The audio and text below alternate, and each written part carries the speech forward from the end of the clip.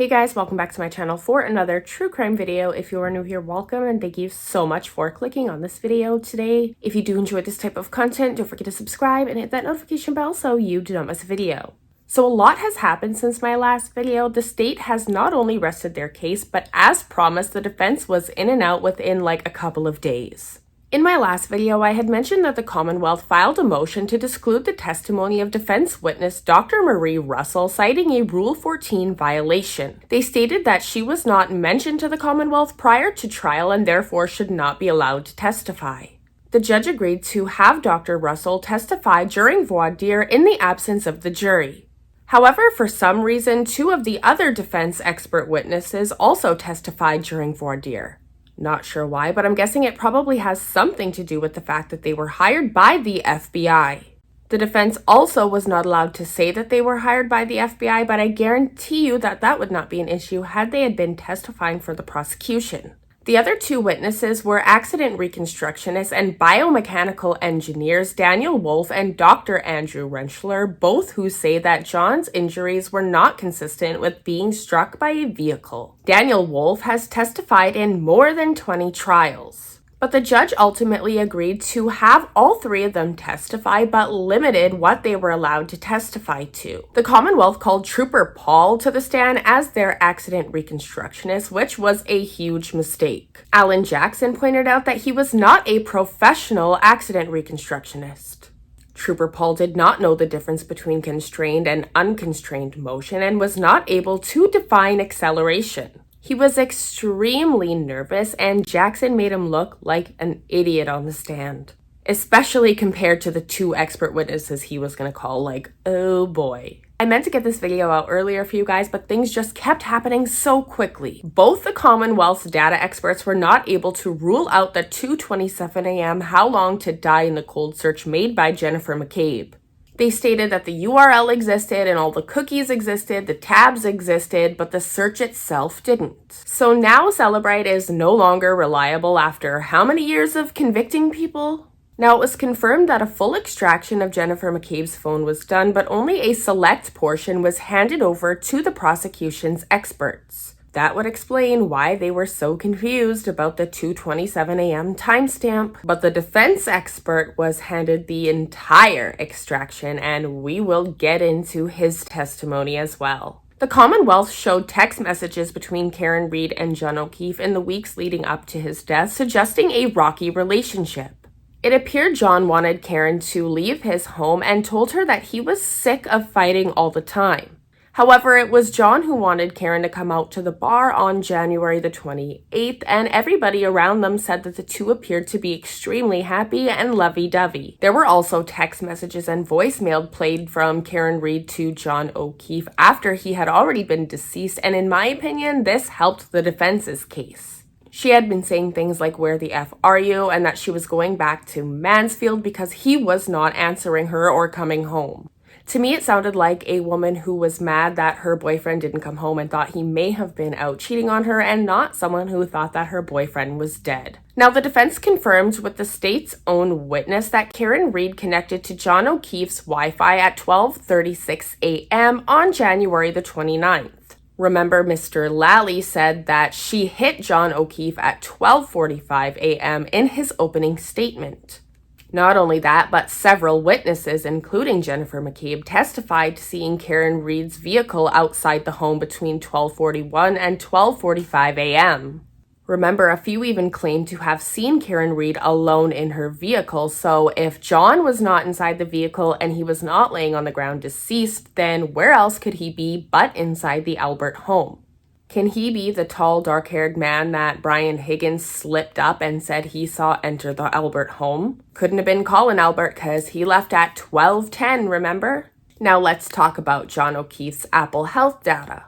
According to the data, John O'Keefe took 170 steps between 12:11 and 12:21 a.m. It specifically showed him on stairs at 12:22 a.m. The state rested their case, and the defense called their data expert Richard Green to the stand. Green was provided the entire extraction of Jennifer McCabe's phone and confirmed that the Haas Long die in the cold search originally was made on or before 2:27 a.m. He also confirmed that Jennifer McCabe had wiped her phone clean before turning it in to investigators, which she denied on the stand. Green testified that the Apple Health data has an accuracy rate of 98%, give or take a few minutes. He also used the correct version of software, whereas the Commonwealth witnesses did not. I mean, that's just basics, man. Now, Dr. Russell was called to the stand, and she is a retired medical examiner with years of experience in one of the most busiest emergency rooms. She is also an expert on dog attacks and is the author of a book called Law Enforcement Canine Dog Bites: Injuries, Complications, and Trends. Dr. Russell has experience treating over 500 patients with dog bites and even has experience working with law enforcement, so she is extremely reliable. She reviewed hospital and autopsy photos as well as the autopsy report and came to the conclusion that John O'Keefe's arm injuries were consistent with a dog attack, specifically a big dog, and specifically scratches and bite marks. She also testified that the puncture wounds found in John's clothes also were from a dog. She identified patterns of parallel wounds consistent with nails and teeth. Dr. Russell also testified that she has seen hundreds of pedestrian car accident patients and ruled that out pretty quickly. Lally continued to bring up the fact that there was no canine DNA found on John O'Keefe during cross-examination of Dr. Russell, but there was pig DNA found, and we know that that could be consistent with the animal eating something like a pig's ear or something that had pork in it. The defense called Dr. Frank Sheridan to the stand, who was also able to confirm that the injuries were consistent with a dog.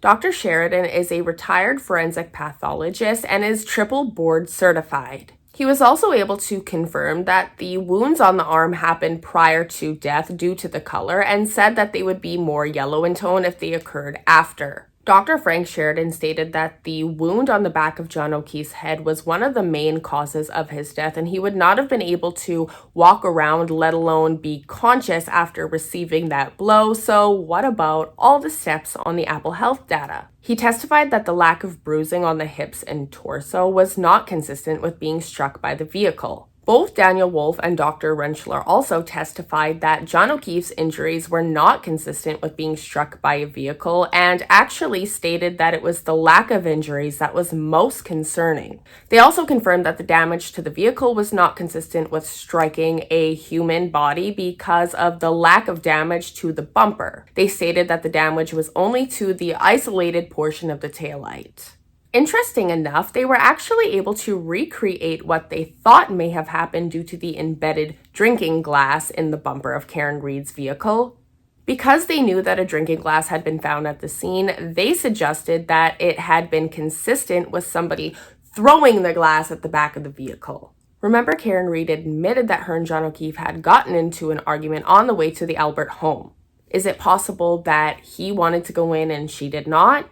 Maybe she had a weird feeling about it, and that's why she claimed she waited for him to let her know that everything was all good. Daniel Wolf testified that a car going 50 miles per hour striking a human body is enough to cause significant injuries to the torso, mainly fractures and bruising, which there was an extremely concerning absence of. There's also a lack of bruising to John O'Keefe's arm injuries, suggesting that he was not struck with a glass. Dr. Rentschler testified that there was no bruising or taillight pieces in the arm. His arm would have been broken or fractured if he had been going like this when being struck. They also stated that if he had been bending over and had his head down, like some of us were thinking, that his neck would have been broken possibly.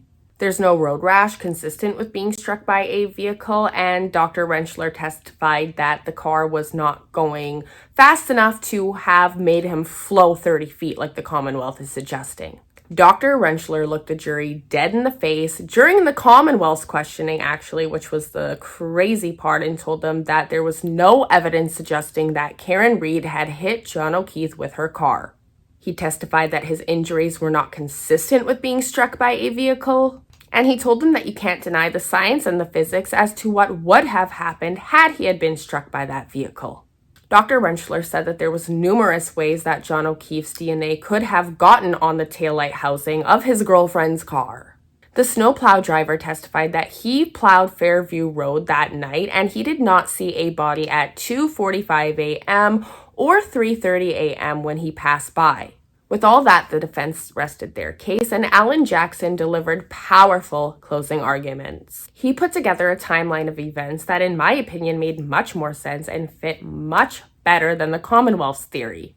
He pointed out the multiple butt dials to John O'Keefe's phone, but no voicemails, suggesting that they were looking for his phone, which was found, not broken, placed right underneath his body. He pointed out the butt dials between Brian Albert and Brian Higgins 5 minutes before Jennifer McCabe Googled how long to die in the cold. Jennifer McCabe, Brian Albert, and Colin Albert were also present during closing arguments, and they were sitting with the O'Keefe family. They really wanted to make sure they heard that, huh? I've also heard that Jennifer McCabe has been spending a lot of time with the O'Keefe family, and that seems very narcissistic to me. I mean, how many cases have we seen where people murder somebody and then literally help their loved ones look for them? It's very scary, and that just strikes me as odd. Especially considering that she claims to have been so close with John O'Keefe. All of them claim to be so close with John O'Keefe, but guess what? Not one of them even went to his funeral, as far as I know. I could be wrong about that, but as far as I know, none of them did. I absolutely love the fact that they were present during Alan Jackson literally naming them in his closing argument. Alan Jackson also pointed out that the video submitted of the Sally Port, as we know, was inverted, but he stated that the timestamp was not inverted at the bottom and the date, so that it had been intentionally reverted and submitted into evidence. So I didn't even catch that at first, guys. I mean, I'm totally not an expert at all, but like, oh, so crazy. And then Lally came in and made everybody sleep right before the jury got sent to their deliberations. So with that being said, we are waiting for the verdict. I am literally going to be having my phone on and the earphone in, just listening for any sound of movement in that court. But who knows, maybe this will be a really easy not guilty verdict. Funny that I'm saying that, because I'm pretty sure if you go watch one of the earlier videos of mine, especially the one at the beginning of this trial, I was more convinced that the conspiracy cover-up was just completely out there, and I really did think that Karen Read might have hit him with her car. Now I 100% do not believe that to be true. I really do think something happened inside that home, and I think that they were so used to getting away with stuff that the power got to their head, and maybe they really thought that they could get away with this. Especially considering that they probably did not know Karen Read was going to seek counsel out of state. But as always, I want to know all of your thoughts and opinions down in the comments below. What do you guys think of this case? Do you think Karen Read is guilty or not guilty? In my opinion, even if you do think there is a chance that she hit him, there's way too much reasonable doubt, and the investigators completely botched this investigation. But you know, I always love to hear everything you guys have to say. Let me know, how did you guys feel at the beginning? How do you guys feel now? Were you guys on the other side at first? I really want to hear what you guys think on this one. Thank you guys so much for clicking on this video today. Again, if you're new here and you do enjoy this type of content, don't forget to subscribe, hit that notification bell. I'm going to try to maybe go live or something when the verdict's happening. I definitely am going to take a few minutes away from my desk because it's going to be crazy. I love y'all. Take care of yourselves, and we'll see you in my next video.